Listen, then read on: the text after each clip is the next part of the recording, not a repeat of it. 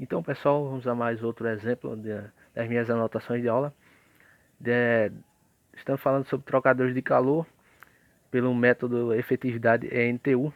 E esse exemplo aqui é um exemplo do livro do Sengel, um exemplo resolvido, o 11.8, que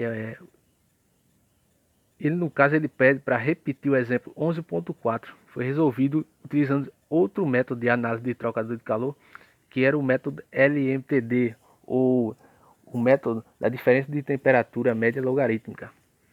No caso, vamos fazer agora pela efetividade NTU. Aquele exemplo, o 11.4, ele dizia o seguinte: ele dizia que um trocador de calor de contracorrente de tubo duplo, ele deve aquecer a água de 20 graus Celsius a 80 graus Celsius com a taxa de 1,2 kg por segundo. O aquecimento é obtido por água geotérmica disponível a 160 graus Celsius com uma vazão máxima de 2 kg por segundo. O tubo interno é de parede fina, tem um diâmetro de 1,5 centímetros. Também dá o valor do coeficiente global de transferência de calor, que era de 640 watts por metro vezes Celsius.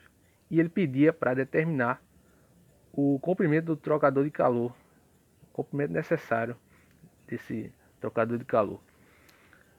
Agora, de acordo com essas considerações também dadas pelo livro, que o regime é permanente, o trocador de calor ele é bem isolado, não tem os perdas de calor, alterações de energia ΔQ e ΔP também desprezíveis. Então, cabe a gente achar as propriedades. No livro, como é um exemplo resolvido, ele dava também, mas se no caso não visse, poderia consultar a tabela 9 desse livro do Sengel, o livro de transferência de calor e massa, terceira edição, do autor Sengel. Então vamos lá, para determinar o comprimento desse trocador de calor, o comprimento necessário, a gente pode achá-lo por essa fórmula aqui, do número da unidade de transferência, o NTU. Então, se a gente isolar esse A aqui, depois isolar o L, a gente acha, mas temos que achar outras constantes aqui. No caso, a área desse valor de NTU aqui e do C mínimo, a taxa de capacidade de calor mínima. Então vamos lá. Deixa eu passar aqui nas minhas anotações. Esse C mínimo aqui, nós já podemos encontrar aqui a taxa de capacidade de calor dos fluidos, é o C maiúsculo, para o fluido quente, razão máxima vezes o calor específico do fluido quente, no caso a água geotérmica. Então, a vazão máxima, como eu disse, 2 kg por segundo, vezes o CP da água geotérmica, o calor específico, no caso, aqui 4,31. Também para o fluido frio, que no caso era água fria. A sua vazão máxima aqui, também o calor específico. E dos dois, o mínimo que a gente vê foi no caso da água fria aqui. O CF da água fria é o C mínimo aqui. É a taxa de capacidade mínima. Nós vamos utilizar esse valor mais adiante aqui. Já temos aqui o C mínimo, agora o NTU. Para achar o NTU desse trocador de calor, ele pode ser obtido através da tabela que tem no livro do Sengel, a tabela 11,5, onde vocês vão ver lá várias relações para a gente colocar, relações como essa daqui, e essa daqui no caso para o trocador de calor do tipo contracorrente, que é o que a gente tem aqui, contracorrente. Então, substituindo os valores aqui, aí nós teríamos o valor do NTU, mas só que agora nos resta achar esse Czinho aqui, que é a relação entre as taxas caloríficas, que é obtida por C mínimo, que a gente viu aqui, sobre o C máximo. Então, substituindo esses valores aqui, capacidade de calor dos fluidos mínimo e máximo, achamos o Czinho, que é a relação entre as taxas caloríficas. E agora falta achar a efetividade. A efetividade desse trocador de calor, através dessa fórmula aqui, sobre a taxa de transferência de calor real sobre a máxima.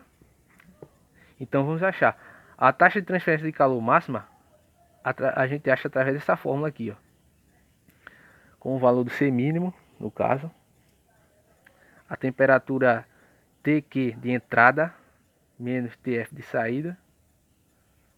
A gente substitui aqui cada valor desse e acha a taxa de transferência de calor máxima, que foi isso aqui. E agora a taxa de transferência de calor real, né, que é o Q sem ser o Q máximo, a gente já usa essa fórmula aqui com os valores os dados da água fria, né, que está recebendo o calor da água geotérmica, a razão máxima, o calor específico, as temperaturas de entrada e saída aqui, ó, da água fria, substituindo, e achamos a taxa real de transferência de calor. Temos o Q máximo, temos o Q normal, e a gente vai pegar esses valores aqui para fazer o seguinte. Agora nós podemos achar a efetividade. E finalmente, com o valor do Czinho e da efetividade, achar o NTU. Então vamos ver. Aqui nas minhas anotações, como eu disse, substituindo os valores das taxas de transferência de calor, encontrados agora mesmo aqui, e achamos a efetividade. E agora sim, substituindo na fórmula tabelada, para achar o valor dessa constância aqui, NTU, que deu esse valor aqui. Observando aqui. Então, de posse desse valor aqui, de NTU aqui, nós podemos voltar àquela fórmula de NTU, isolar a área da superfície, a isolar a área aqui em função aí da NTU, C mínimo, a taxa de capacidade de calor mínimo, Czão mínimo, coeficiente global que é fornecido também, e achamos a área.